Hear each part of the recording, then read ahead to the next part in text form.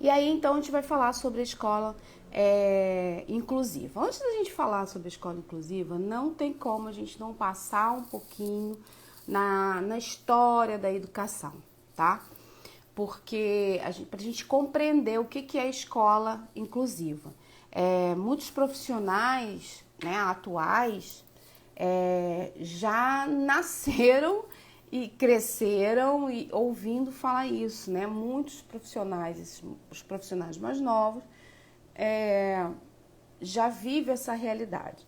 A gente que já está há um tempo aí na estrada, a gente viveu uma transformação na educação, né? Quando eu comecei, a educação era uma educação segregadora, não havia escolas que aceitassem pessoas com... Havia, mas eram muito poucas, né? As escolas não aceitavam as crianças com deficiência e elas eram tratadas em instituições especializadas. E isso, final da década de 80 para começo da década de 90, isso foi se transformando, né? Ela foi se transformando numa educação integralista, ou seja, as crianças começaram a ir para dentro das escolas, mas ainda em salas especiais. Então, toda essa polêmica que teve com a última lei, ainda está tramitando aí, ainda está uma briga na justiça, né? A nível jurídico, por causa dessa lei, muitas pessoas achando que era um retrocesso, foi por causa dessa questão da história, porque foi uma luta muito grande para os profissionais, para os pais, colocarem seus filhos, né, dentro da escola em sala regular. Então, o que acontecia? Essas salas, esse período de integração, ela foi muito difícil, porque nós tínhamos uma escola onde tinha pátio para crianças ditas normais, pátio para crianças especiais, momentos distintos, atividades distintas, e estavam no mesmo ambiente, mas não eram tratados da mesma forma, não havia uma socialização dentro das escolas. E hoje a gente vê muito discurso, né? Ah, mas tem a sala especial, mas na hora da socialização se juntam, vão se socializar junto. E isso, gente, é um processo muito difícil. A gente precisa ter um organismo muito vivo, muito perfeito para que isso aconteça. E nós sabemos que no nosso país não é assim. E esse é o nosso medo. De repente, de desestruturar todo um processo que se conseguiu em prol de uma promessa que às vezes não vai acontecer. Então, a maioria das pessoas, uma boa parte das pessoas pautar a sua fala nisso, tá? Não estou colocando a minha opinião aqui, não. Estou falando no processo, tá bom? Minha opinião é outra, vamos ver se ao longo da nossa fala a gente consegue colocar ou não, né? Vamos ver o que vai ser melhor. Então, vamos lá. E aí ficou esse questionamento por isso, porque a gente viu uma parte da história que a pessoa com deficiência separado totalmente da população escolar, depois se viu os alunos da inclusão, né, da educação especial dentro das escolas, mas sem essa magnitude de um trabalho. O que a gente via, e aí eu vou falar assim com muita tranquilidade, porque ninguém me contou, eu vivi isso, né? Então, assim, eu vou falar isso com maior tranquilidade e certeza que realmente acontecia. Eram crianças abandonadas em sala no fundo de escola. Então, era isso que acontecia, né? A minha primeira turma escolar, né? Que eu trabalhava em projetos, em instituições, olha só, eu trabalhava em instituições que atendiam crianças, né? Quando houve a integração, eu passei a dar assistências através de uma ONG onde eu trabalhava. Naquela época eu nem se chamava ONG, é instituição de caridade. Eu sou velha, gente, pô, tô ficando velha. Era instituição de caridade onde eu trabalhava. Simone tá falando aqui, eu presenciei o mesmo. Então, Simone, você sabe o que eu tô falando, né? Então, gente, quando eu passei a atuar dentro de escola, né, como apoio, eu não era professora, eu era apoio, e a gente era contratado para ficar em sala de aula sendo babá dessas crianças, né?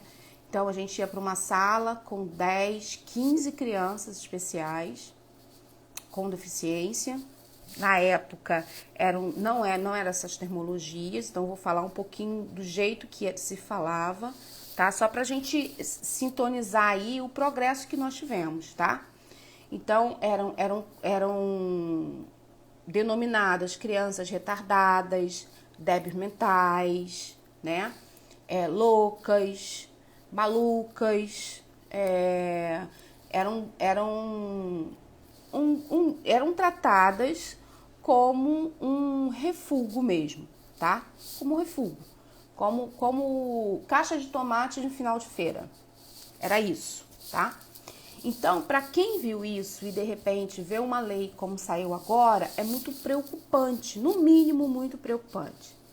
Então, quando a gente, isso foi na década de final de 80, para começo de 90, quando veio a LDB, em 96, já havia sido publicado a Constituição Federal, né, em 88, e a Constituição Federal já falava em educação para todos, né? Já havia acontecido alguns documentos internacionais e a gente precisava de uma postura, né? Diante da sociedade internacional, das leis que estavam na Constituição Federal, tomaram uma postura quanto à educação. E em 96, então, tem a LDB, né? A nossa LDB, Lei Darcy Ribeiro, que vem falar, né? Que vem nortear todo o nosso trabalho. Isso a Simone está falando, a Simone Lins, né? Isso me revolta. Já presenciei o mesmo, é isso aí, Simone, assim, eu fico arrepiada, que eu me lembro das cenas que eu via. E aí, a gente começou um movimento de inclusão, que o que era? Era tirar as crianças da sala especial, que eles chamavam, né? E eu não me lembro, gente, direito o nome da sala, não era especial não, tinha um outro nome aí. Simone, se você puder me ajudar, eu não me lembro direito não tô me lembrando o nome da sala, né?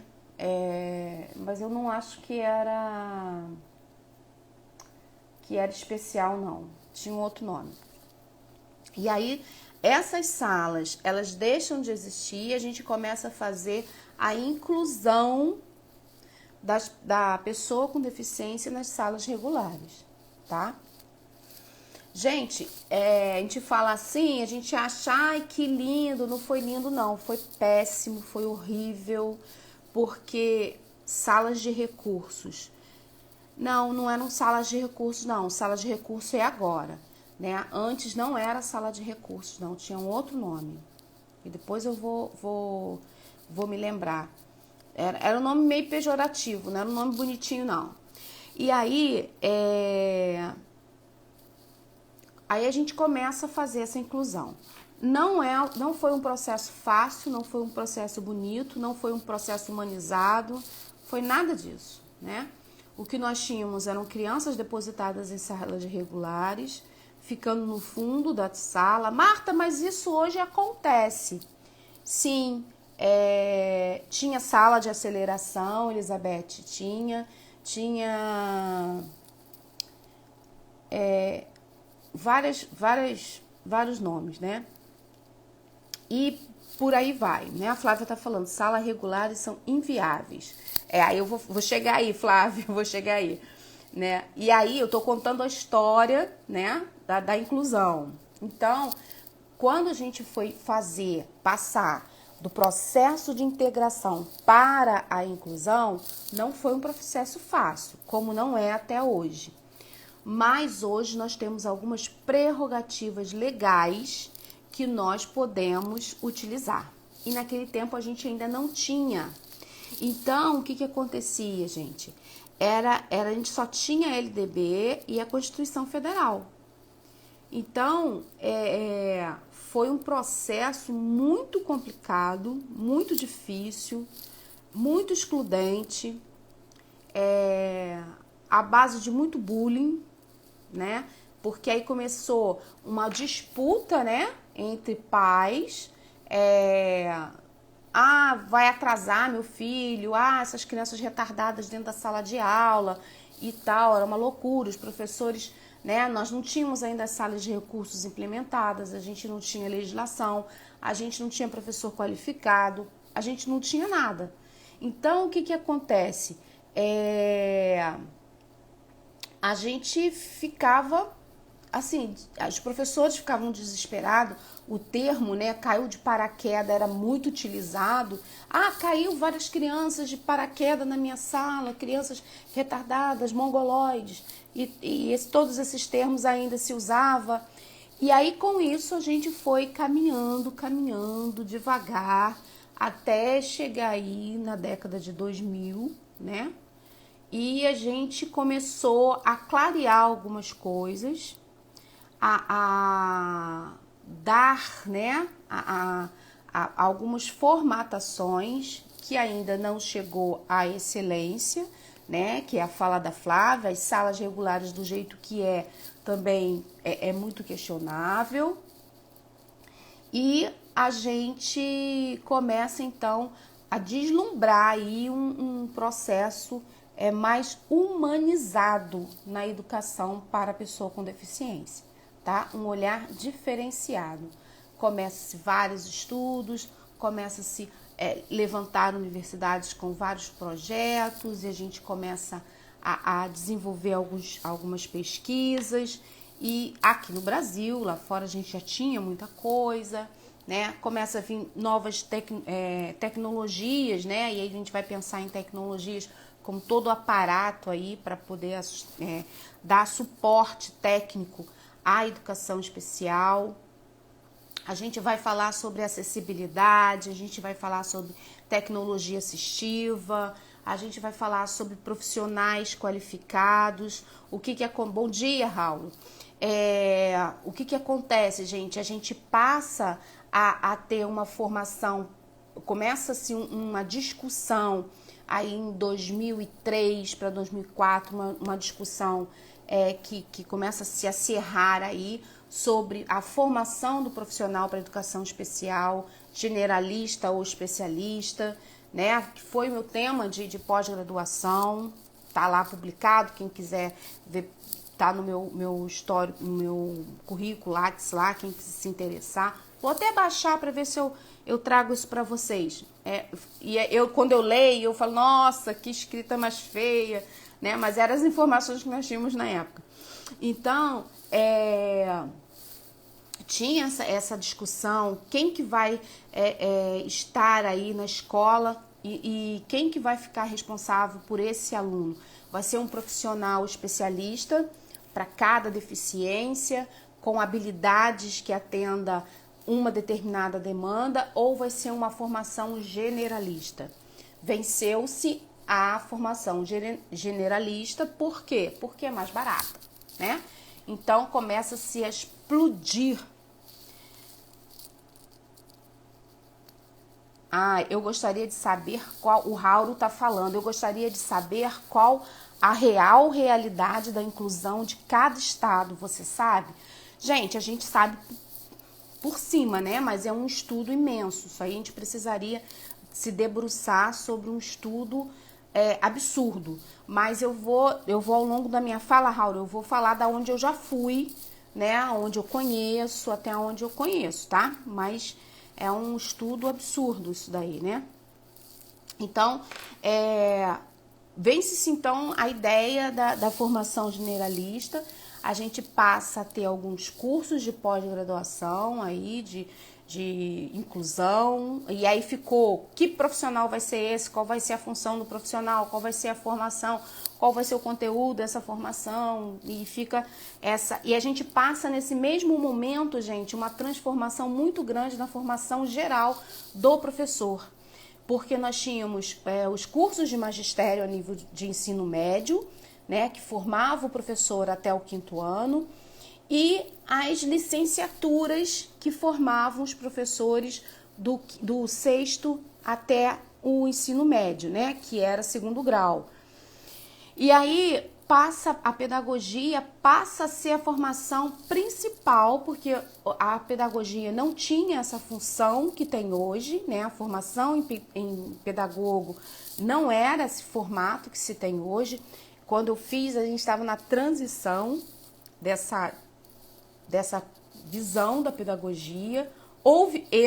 No meu olhar, houve uma perda muito grande, porque a gente lutava para que se mantivesse o curso de pedagogia, que era um outro tipo de formação, né? O pedagogo, ele era um gestor do saber. Então, a nossa base, né, de formação era totalmente diferente, e passa-se a ser, então, um curso de licenciatura para formar professores do 1º ao 5º ano. Então, nós perdemos um nível dentro da educação, né? Nós perdemos um start dentro da educação, porque o pedagogo pensava processos, né? Isso trouxe um empobrecimento muito grande para a formação do profissional de educação. Por quê? Porque eles pegaram o currículo da pedagogia e jogaram para a formação do magistério. E a gente teve uma perda imensa, porque o magistério, ele era um curso com muitas práticas, né? A gente pensava, os pedagogos pensavam o processo e o magistério pensava a prática desse processo. Então eram dois profissionais distintos. Com essa junção da pedagogia com o magistério, nós perdemos a nossa prática. O que hoje a gente vê resultados péssimos, muito ruins, de profissionais que se formam, que têm uma bagagem teórica imensa, né? E que não tem prática. E aí muito a gente pode fazer pelo nosso aluno quando a gente sabe referenciais, mas não sabe a prática desses referenciais. Então a gente teve um empobrecimento muito grande na formação do profissional do magistério e do profissional pedagogo, tá? Então foi na mesma época que estava havendo esse pensar de formação genérica ou especialista para o professor, para o profissional que ficaria responsável pelas salas de recursos, né? Pela educação especial. Então se forma aí uma ideia de educação inclusiva e educação especial. E aí a gente começa a pirar a cabeça de muita gente.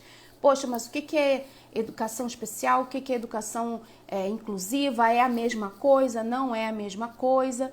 E aí a gente chega então a um ponto que não é a mesma coisa. Quando a gente vai ler, né, a documentação, os primeiros... Gente, quando vocês tiverem acesso a um documento, mesmo de história, de processo legal, vamos dizer assim, né? Mesmo que ele já esteja desatualizado, que ele já tenha sido revogado, leiam esse documento para que vocês entendam a movimentação aí da história da educação e do processo que aconteceu. Então, o que acontece? A gente tem aí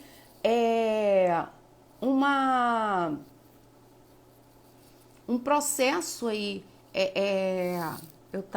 eu dou uma esquecida aqui, gente, que eu ia falar. Sim, educação especial e educação inclusiva. Então, aí a gente vê nitidamente nos documentos que são duas coisas distintas. Aí a gente vai começar aqui no nosso tema de hoje, que é a escola inclusiva.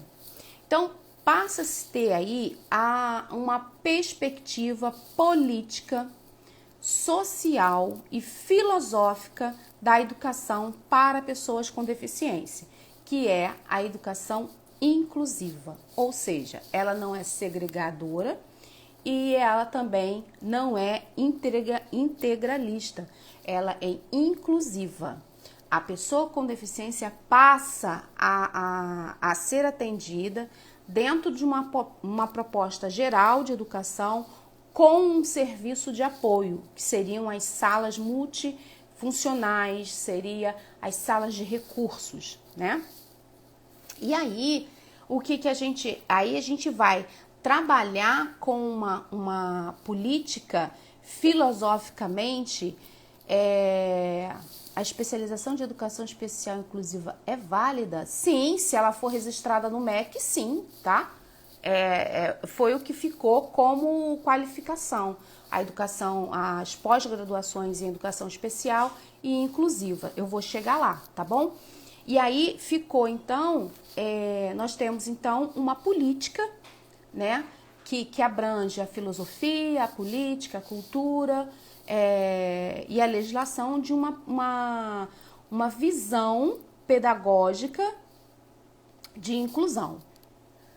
Bem, essa política, essa visão, né, que é aí reforçada pela Constituição, pelos acordos internacionais, né, Salamanca, a Convenção Mundial da Pessoa com Deficiência, agora com o nosso Estatuto da Pessoa com Deficiência, ela vem e abrange, é um guarda-chuva, vamos dizer assim, né? Então, é um termo guarda-chuva que vai surgir outras vertentes embaixo.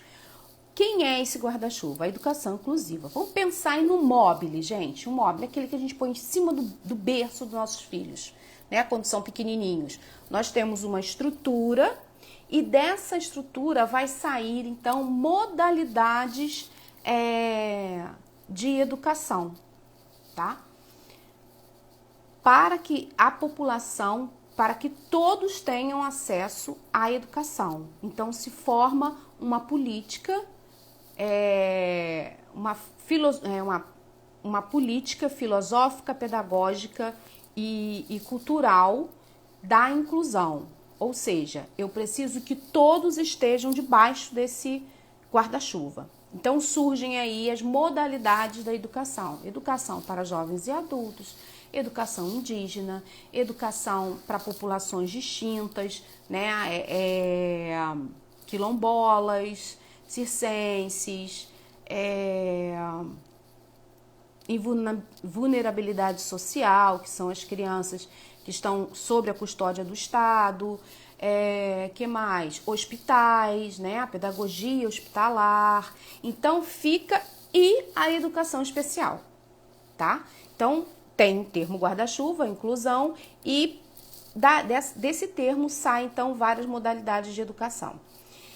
A educação especial é uma modalidade de educação, né? Que está debaixo desse guarda-chuva inclusão. Então, inclusão é algo maior, que sai dali outras vertentes, e uma das vertentes é a educação especial.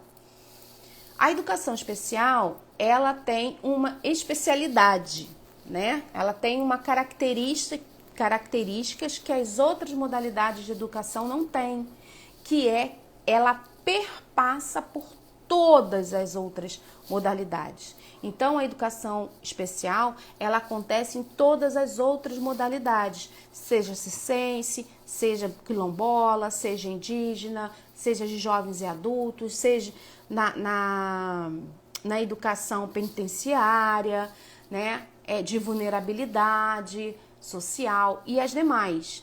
Então, a educação especial, ela é uma modalidade que perpassa por todas as outras modalidades. E ela tem também uma outra característica.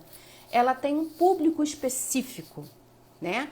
A demanda da educação especial, ela é específica. Ela tem lá na lei quem é atendido pela educação especial, tá bom? Deixa eu ler aqui primeiro a da Márcia.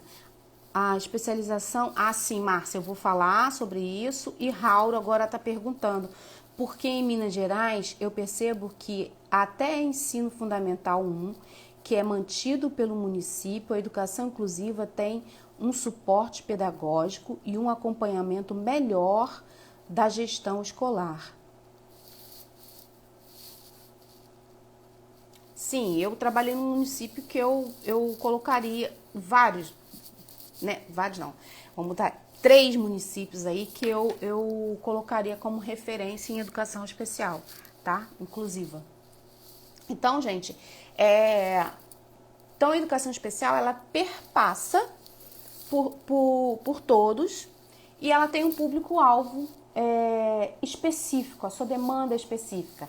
Assim como a modalidade de jovens e adultos, o seu público-alvo são pessoas acima dos 17 anos, assim como a educação quilombola atende descendentes, né, de quilombolas, né, a população negra, assim como a educação indígena atende índios, ou seja, elas têm as suas demandas específicas. A educação especial também tem. Aí eu vou falar de lei, depois a gente vai fazer a avaliação, tá bom? Quem são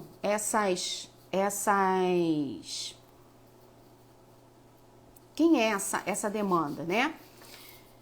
São os transtornos, as síndromes e as deficiências, sendo as deficiências físicas, sensoriais.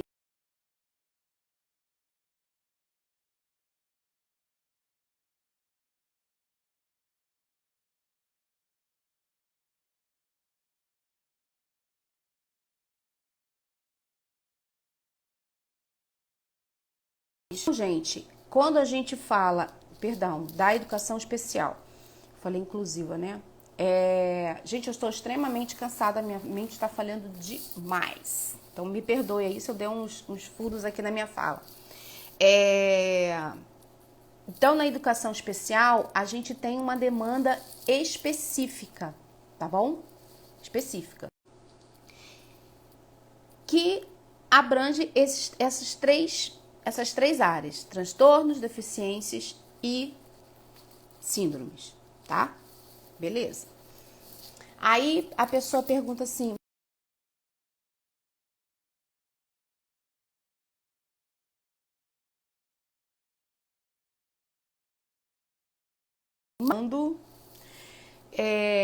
não estão na educação especial? Não, gente. A dislexia, o TDAH, que é uma polêmica, porque se tem transtorno na demanda, o TDAH deveria estar na demanda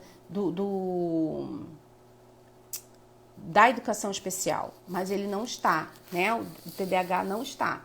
Então, a dislexia, a descalculia, todas as IAs, né? E aí, dislexia, descalculia, todas esse ramo aí das dificuldades de aprendizagem específicos, eles não estão no rol da demanda da educação especial. Mas eles estão dentro da educação inclusiva. Eu preciso trabalhar com esse aluno para que ele tenha aprendizado, ele passe por um processo de aprendizado. Se eu não me engano, é a resolução número 2 de 2001, que ela fala sobre isso. É uma fala muito sutil. Ela fala em 2 campos de atuação para esses 2 grupos de demanda, né? Então, ela fala em salas de recursos e ela fala em equipe multidisciplinar. O que aconteceu?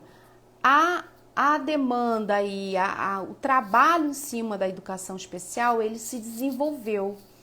E o trabalho que deveria ser consolidado para a pessoa com dificuldade de aprendizado, não. Marta, mas o que difere uma coisa da outra? Porque um autista não tem dificuldade de aprendizado?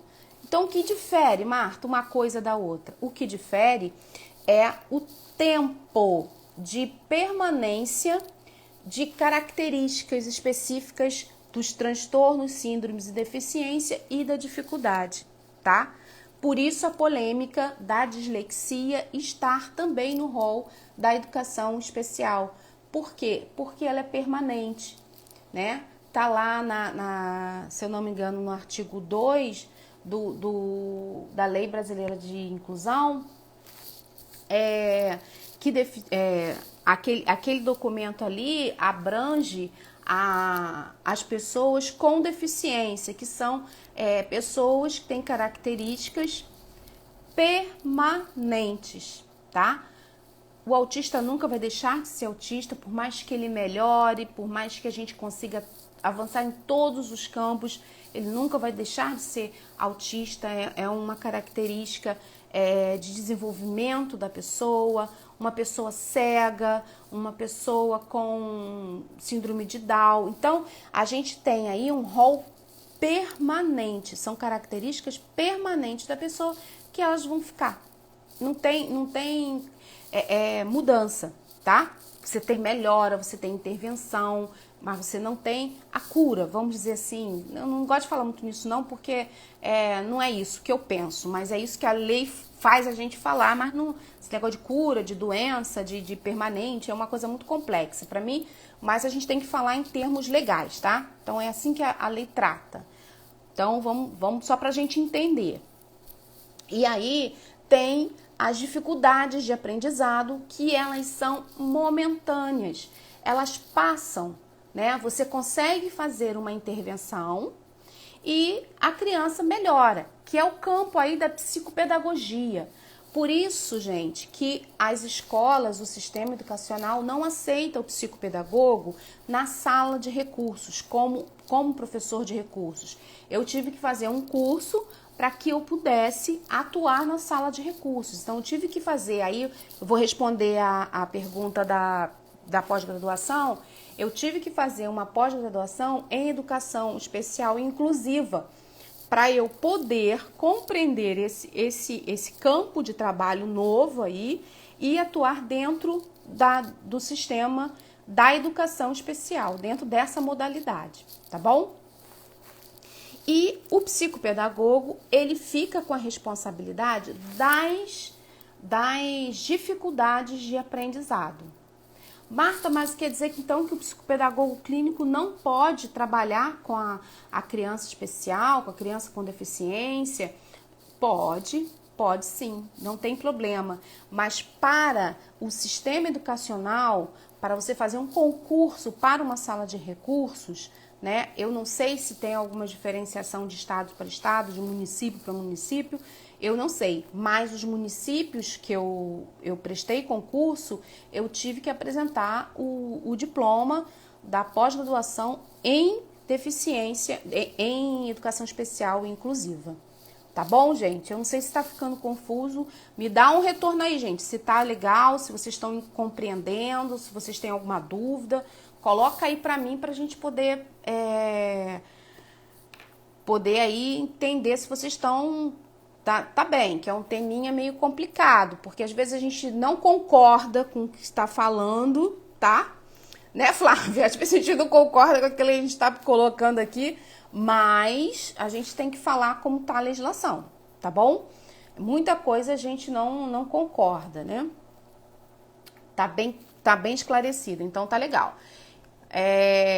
Então, gente, a gente tem aí essa qualificação de pós-graduação para habilitação do trabalho na modalidade educação especial, e nós temos também a habilitação em pedagogia, em psicopedagogia. Ai, que bom, Magna, acabei de receber seu material no e-mail, que bom. E aí a gente tem aí, então, a formação psicopedagógica para as dificuldades de aprendizado, tá bom? Agora, as duas estão nesse guarda-chuva aqui, gente, que é a educação inclusiva, tá bom? Então, o que acontece nas escolas, que se eu não me engano foi a Beth ontem que perguntou isso, né? Como fica esse encaminhamento, como fica... como fica toda essa questão aí do atendimento, né? Da educação especial e da dificuldade de aprendizado. É muito comum nas escolas, nosso tempo já está quase acabando. Foi a Elizabeth ontem. É muito comum nas escolas os professores encaminharem para a sala de recursos todas as crianças, sejam elas com deficiência ou com dificuldades. O que acontece, gente? Eu, por uma parte, eu entendo o professor regular, porque muitos dos professores regulares, eles não conseguem fazer essa distinção de rol, de demanda da educação especial e demanda do psicopedagogo, tá? Então, cabe a gente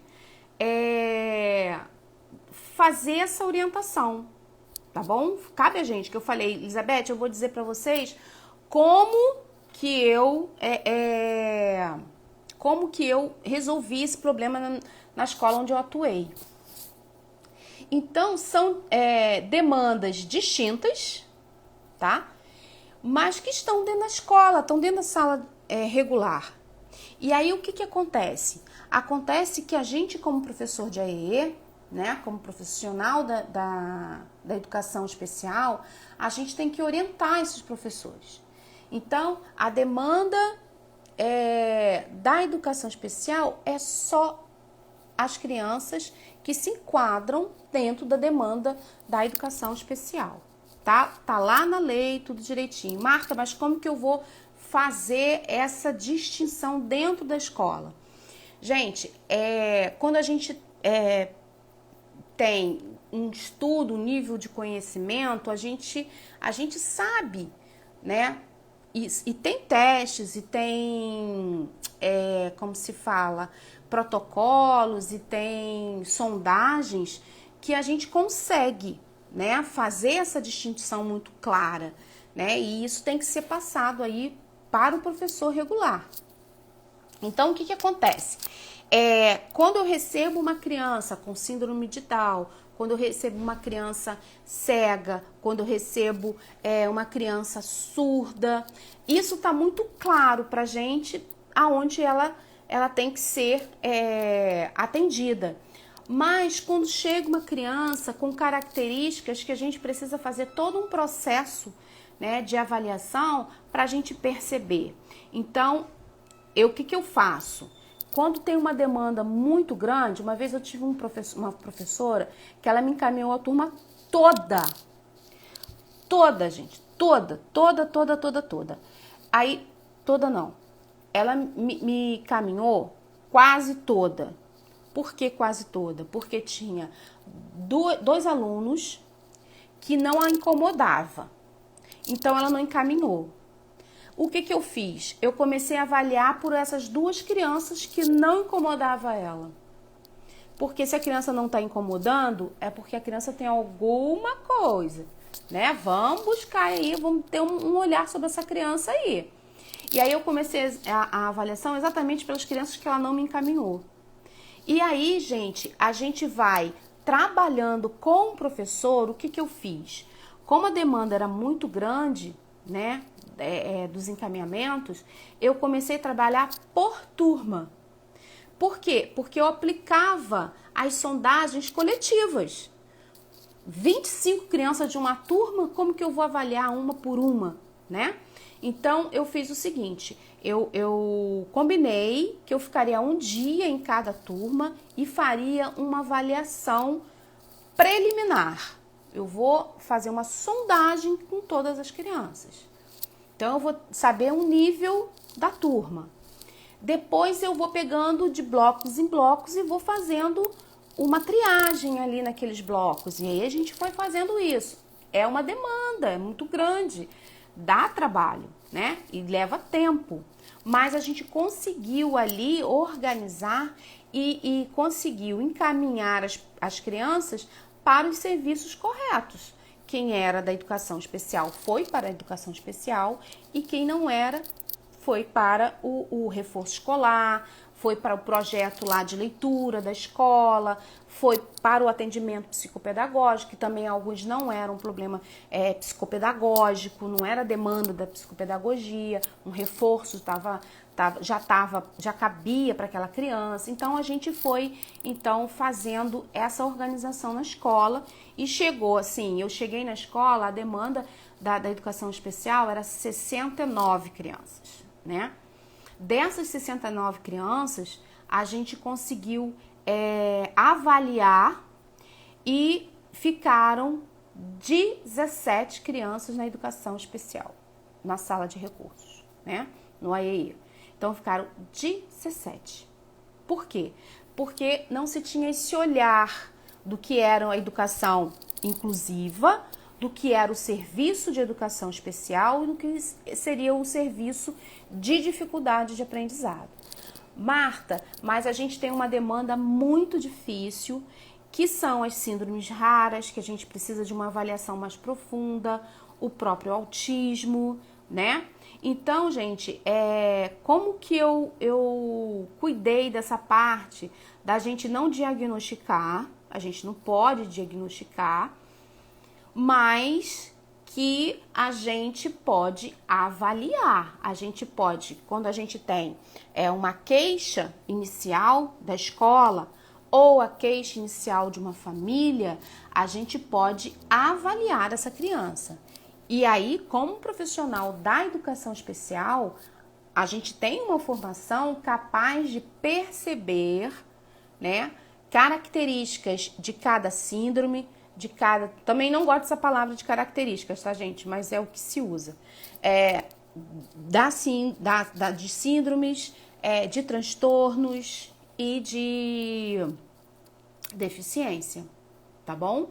Então, a gente tem autonomia, sim, a gente tem autoridade, sim, de indicar, não é diagnosticar, tá? É perceber que a criança tem um desenvolvimento atípico e trabalhar em cima para o diagnóstico, tá bom? Então, a gente tem esse suporte aí no nosso estudo, na nossa formação, para que a gente possa dialogar com a situação, né? E fazer um parecer, fazer um relatório sobre aquela criança e pedir uma avaliação. E essa criança que está sobre avaliação, que a avaliação só vai acabar depois, né? Que essa criança que está em processo avaliativo na sala de recurso, ela já venha para a sala de recursos para a gente aplicar, então, aplicar os recursos necessários a essa criança, tá? O auxílio necessário a essa criança. Por quê? Independente, gente, não vamos colocar rótulo aqui não, tá? Independente de CID, independente de diagnóstico, independente de síndrome, de qualquer coisa, a gente como operadores cognitivos, vamos dizer assim, nós temos como trabalhar com crianças em processo preventivo, tá bom? Então, quando vier... Gente, eu vou fazer uma live só sobre, a Elizabeth está falando, com as aulas remotas, muitos alunos com dificuldades estão sendo encaminhados para avaliarmos remotamente e enviar atividade. Gente, eu estou estudando sobre isso, porque eu falei para vocês, eu não tenho experiência, eu acho que ninguém tem, né? Mas, assim, eu acho que eu estou numa situação mais confortável, porque eu não atendo remotamente. Então, eu estou tendo tempo de estudar sobre isso. E eu acredito que no segundo semestre eu já consiga transmitir alguma coisa mais específica. Ah, Marta, mas até lá já acabou a pandemia. Em nome de Jesus, né? Mas a gente vai ficar com esse conhecimento, tá? Porque eu acredito que muitos sistemas vão mudar, gente. Depois dessa pandemia aí, algumas formas de entregar conteúdo vai mudar. Então, a gente já vai ficar preparada, tá bom? Então, assim, eu não estou omissa nessa situação, só que, assim, a gente precisa, para passar um conteúdo, a gente precisa ter esse conteúdo bem estabelecido na nossa vida, né?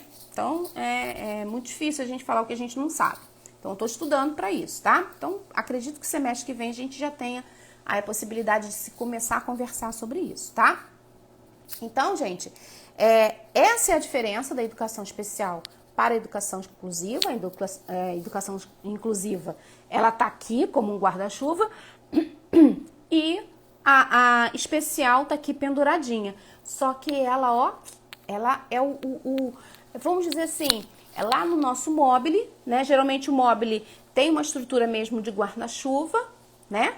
E a gente sempre coloca um pêndulo aqui no centro, até para equilibrar toda a movimentação do mobile. A educação especial é esse pêndulo, tá? A estrutura principal aqui é inclusiva e as demais modalidades estão aqui em volta, tá ok? Então, é isso daí.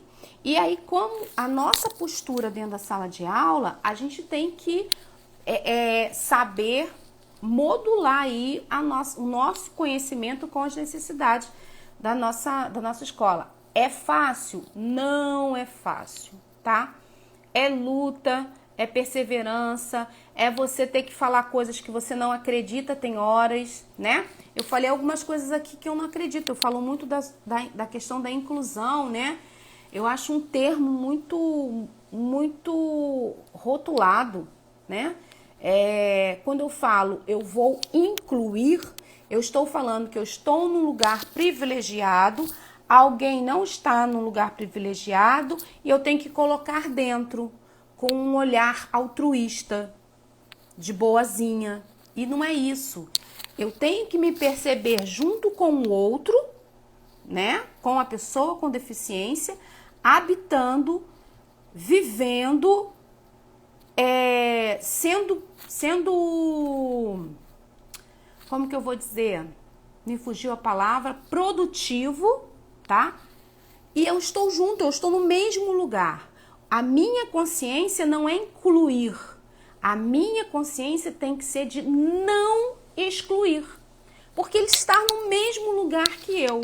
Ele anda no mesmo ônibus, ele sobe as mesmas escadas, ele tem que ter as barreiras, que para mim não é barreira. Pode não ser para mim, mas para o outro pode ser. Isso a gente está convivendo junto. Não tem como eu falar, vou incluir uma pessoa. Eu vou fazer acessibilidade nesse prédio para incluir. Gente, ele já está lá, só que está com dificuldade de acesso. Então, eu tenho que me mancar, entendeu? Tem que me mancar que o outro está junto comigo e eu estou sendo privilegiada e ele não. Então, é essa a visão que eu tenho sobre o mundo aí da pessoa com deficiência e a pessoa dita não deficiente, tá bom? Então, essa é a minha postura diante da vida, essa é a minha opinião diante da vida, né? Mas, infelizmente, eu tenho às vezes que trazer informações para vocês que bate de frente até com a minha própria opinião. Por quê? Porque é a lei, é o processo histórico, né? É a postura da sociedade, mas que sempre que eu tenho oportunidade eu falo isso. Gente, incluir é você entender que o outro não está. E a partir do momento que eu falo que o outro não está estando, eu estou excluindo. Eu estou fingindo que eu não estou vendo e estou olhando com um olhar mais à frente. Ele está lá longe de mim e eu preciso trazer ele para perto. Não, ele está do meu lado. A pessoa está do meu lado. Ela senta do meu lado num transporte coletivo, né? Ela acessa a mesma justiça que eu. Ela vai na mesma escola que eu. E eu tô dizendo que eu vou ter que incluir essa pessoa. Entende? Um processo meio louco que a gente fala às vezes sem perceber, tá? Então, na verdade, a gente tem que olhar para a pessoa com deficiência com um olhar de não excluir, de não exclusão, tá bom? Gente, olha só, eu acho que eu falei assim, já vai fechar aqui. Alguma dúvida? Ficou vago? Ficou legal? A gente depois pode voltar. O tema, gente, tema roda, né? É muito grande, não se termina aqui, né? Essa barreira Aí eu volto aí na fala da Flávia, né, minha amiga lá do Tocantins, do Gurupi. Gente, não se extingue aqui, é muita luta, é muito bater de frente, né? Esses dias eu já comentei isso com vocês, eu tava conversando com o Felipe, né?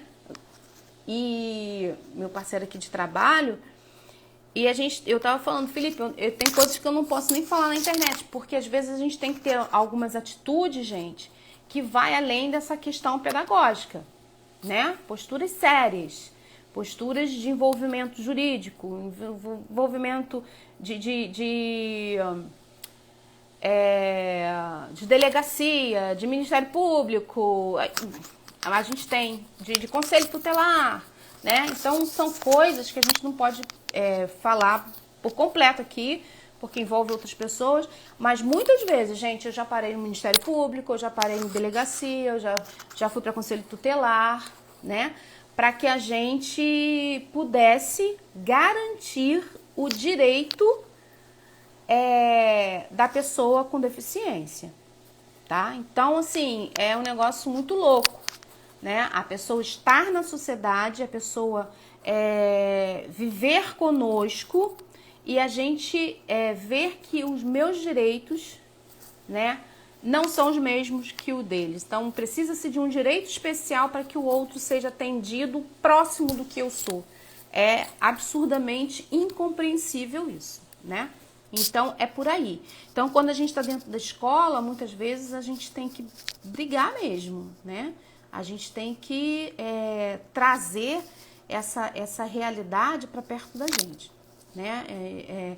E ter essa consciência de estar, né, no mesmo espaço que o outro, tá bom?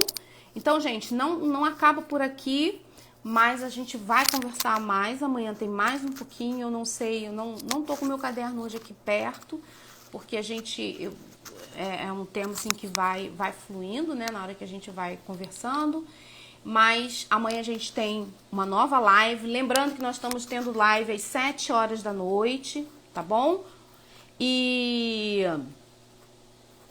hoje vai ser com o professor Edgar Malete, ele é dislexo e ele vai contar a trajetória dele desde o ensino fundamental, né, desde lá do prézinho, que ele fala que lembra até do prézinho, até o mestrado, né? Ele é mestre em educação especial e ele vai trazer essa fala pra gente aí, pra gente conhecer o processo, né, de aprendizado da pessoa com dificuldades de aprendizado. E a gente vai ver como é importante, como seria importante o dislexo estar na demanda aí da educação especial, tá? Para os recursos, né?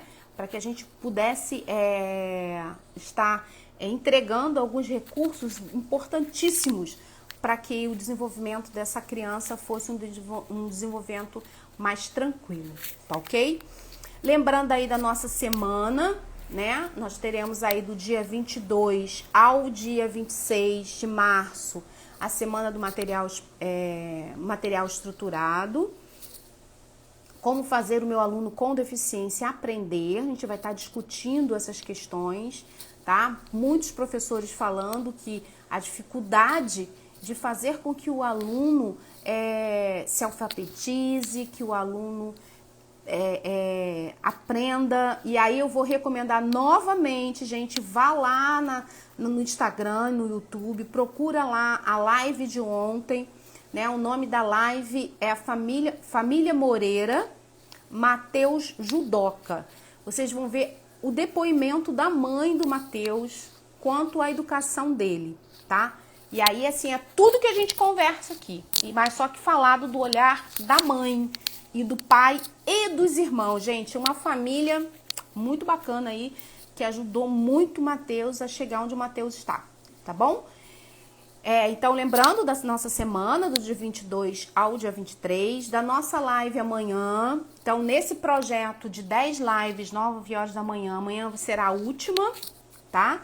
Estamos vendo a possibilidade da gente manter essa live de 9 horas, talvez não todos os dias, porque eu tenho agora estou abrindo o segundo dia de atendimento, então não sei como vai ficar, mas pelo menos 3 vezes na semana a gente tem um encontro aqui às 9 da manhã, tá bom? Então, gente, ó, beijo. Muito obrigada pela participação, foi ótimo vocês falarem. É bom quando vocês falam, gente, que meu cérebro vai aquecendo, vai dando um up aqui na memória, que a gente manda melhor, tá bom? Então, obrigada, foi maravilhosa a live, obrigada. Vai ficar gravada essa live, já fiz a inscrição. Vai, Magna.